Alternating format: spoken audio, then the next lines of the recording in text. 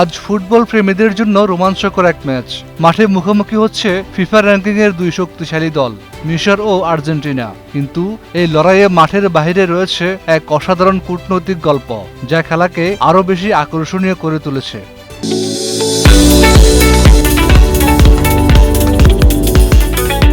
দুই দেশের সঙ্গে ইসরায়েলের রয়েছে অত্যন্ত সুসম্পর্ক। মিশর ছিল প্রথম আরব এবং প্রথম মুসলিম সংখ্যাগরিষ্ঠ দেশ যারা 1979 সালে আনুষ্ঠানিকভাবে ইসরায়েলকে স্বীকৃতি দেয়। এই ঐতিহাসিক পদক্ষেপের পর অন্যান্য মুসলিম দেশগুলোও ধীরে ধীরে ইসরায়েলের সঙ্গে সম্পর্ক স্বাভাবিক করার পথ খুলে যায়। অন্যদিকে আর্জেন্টিনা ইসরায়েলের সঙ্গে আরও পুরনো সম্পর্কের অধিকারী। 1949 সালেই আর্জেন্টিনা ইসরায়েলকে স্বীকৃতি দিয়েছিল। বর্তমানে আর্জেন্টিনা ইসরায়েলের অন্যতম কট্টর সমর্থক হিসাবে পরিচিত। দুই দেশের মধ্যে কূটনৈতিক, অর্থনৈতিক ও সাংস্কৃতিক বন্ধন বহুদিনের। তাই আজকের এই ম্যাচ শুধু ফুটবলের লড়াই নয়, দুই দেশের ইতিহাস, রাজনীতি ও কূটনীতির এক অদ্ভুত মেলবন্ধনেরও প্রতিফলন।